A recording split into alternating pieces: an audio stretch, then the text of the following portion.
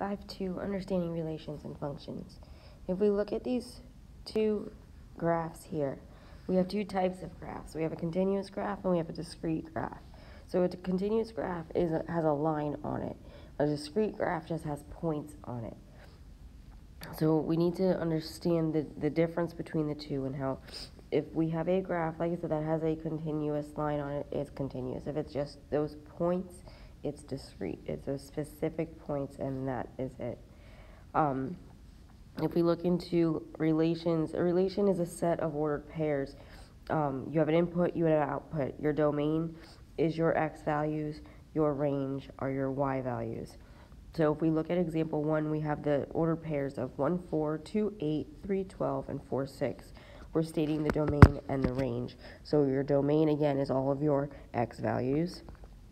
So it would be 1, 2, 3, and 4.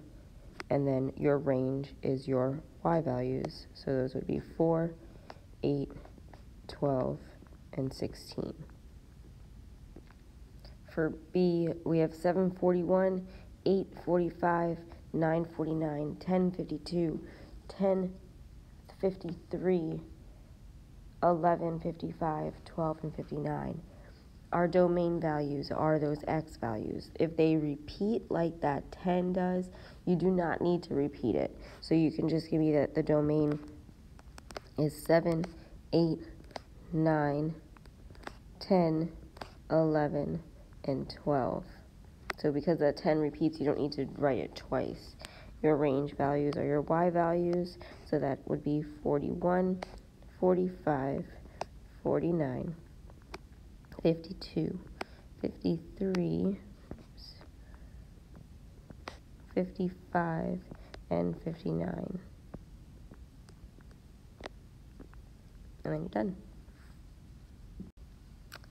If we look at recognizing functions now, a function is a type of relation where there's only one output value for each input value. So for every x value, there's exactly one y value.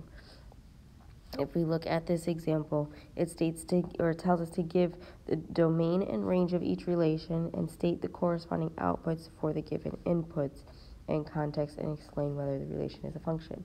So for here, we have students and classrooms. Our students are our x values. Those are our inputs. That's what drives our number of classrooms that are used. So for 40 students, there's 2 classrooms. 45 students, there's 3. And for 50, there's 4. So our domain values are those 40, 45, and 50. Your range is the 2, the 3, and the 4. We can say that the domain represents the number of students and the range represents the number of classrooms. And yes, this is a function. There's one output for every input, so this is a function. If we look at example B, we have gases or gas gallons and distance for miles. So our domain here is going to be the gallons, and then the distance will be our range or the range. So your domain here is 10, 16, 17, and 20. Your range is the 150, the 240, the 240, and the 300.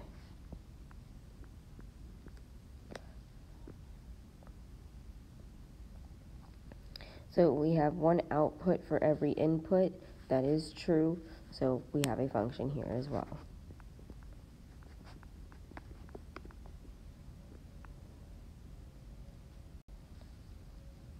For this example, our number of books would be our input, our price would be the output. So our domain is the 2, the 3, the 4, and the 5. The range is the 4, the 6, the 7, and the 9. And this is a function because there is one output for every input.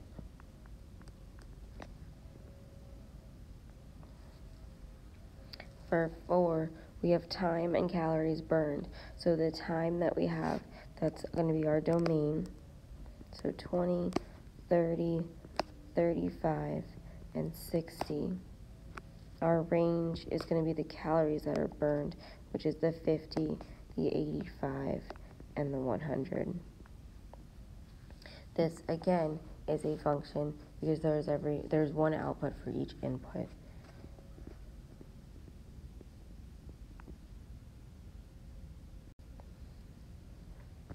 We can also test to see if we have a function by using the vertical line test. The vertical line test, if there's only one point that touches that vertical line test, then we have a function. So if we look at the first graph here, each of these points is only touched once with a vertical line. So this is a function.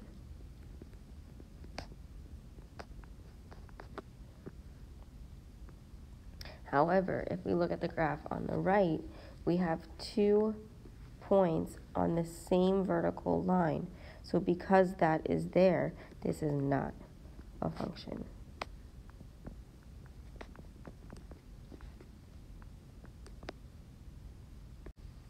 So if we see here, a good way to test is there's the 2 x values for the same, 2 y values for the same x value. So when that happens, if there's 2 y values for the same x value, we do not have a function. You can have 2 x values for the same y, just not 2 y values for the same x. If we look at this next example, we can draw a vertical line through any of these points, and we only see that it intersects once. So this one's a function. Oops.